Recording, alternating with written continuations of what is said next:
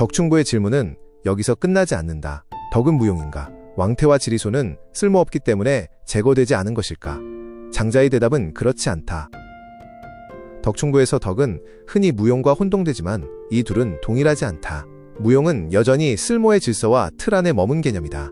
그것은 쓸모없음이 오히려 쓸모있다는 역설을 통해 유용성의 기준을 전도할 뿐 유용성의 틀을 완전히 벗어나지는 못한다.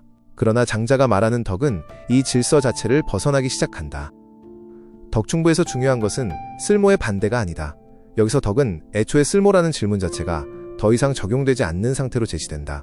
우리는 유용성 체계의 기반 자체를 문제 삼은 소요유의 무소용의 여운이 그대로 이어지고 있음을 알 수 있다.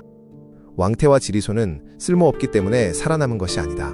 그들에게는 더 이상 쓸모를 묻는 계산이 작동하지 않는다. 그래서 그들은 제거되지 않는다.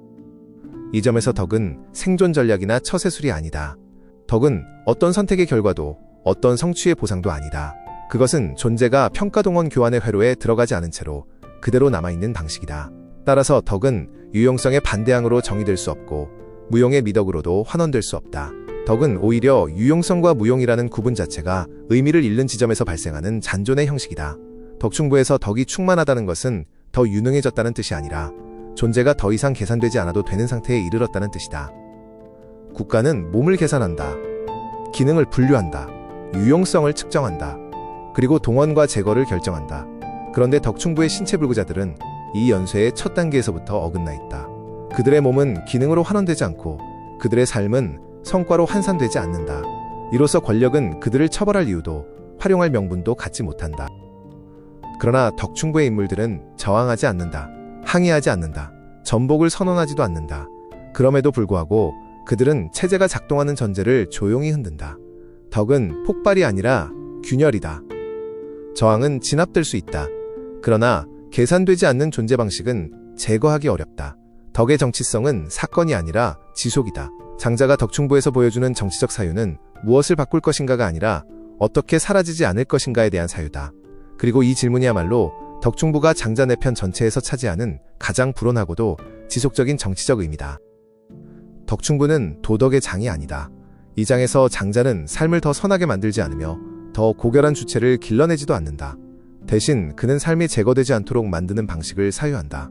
여기서 덕은 성취의 이름이 아니라 파괴와 동원의 논리가 더 이상 미치지 않는 존재의 안전지대로 제정이 된다. 이제 장자 내편 전반부에서 전개된 윤리는 하나의 질문으로 수렴한다. 어떻게 사라지지 않을 것인가? 소요유가 이동 가능한 배치를 열고 재물론이 판단의 독점을 해체하며 양생주가 삶의 소모를 관리하고 인간세가 권력 앞에서의 노출을 조정했다면 덕충부는 이 모든 윤리가 한 존재 안에서 어떤 상태로 응축되는가를 보여준다. 그 응축의 이름이 바로 제거되지 않는 존재 방식이다. 장자 내편이 반복해서 묻는 질문은 결국 하나다. 어떻게 사라지지 않을 것인가? 덕은 비가시적이다. 성과로 드러나지 않는다. 규범으로 측정되지 않는다. 모범 사례도 되지 않는다. 덕이 드러나는 순간 그것은 다시 평가의 회로 안으로 들어가기 시작한다. 장자는 바로 이 순간을 경계한다. 이 비가시성은 재물론의 천균, 양생주의 무의, 인간세의 심재와 정확히 공명한다.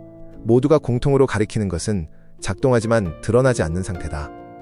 결국 장자는 덕을 찬양하지도 설명하지도 않는다. 그는 덕이 이미 작동한 이후의 세계를 보여준다. 그 세계에서 어떤 존재들은 더 이상 설득하지 않고 더 이상 판단되지 않으며 더 이상 제거되지 않는다. 덕은 힘이 아니다. 그것은 힘의 계산으로부터 벗어난 존재 방식이다. 그리고 이것이 장자 내편 전반부가 도달한 가장 급진적인 결론이다. 다음 영상에서는 대종사, 죽음 앞에서도 철회되지 않는 삶을 다루고자 한다.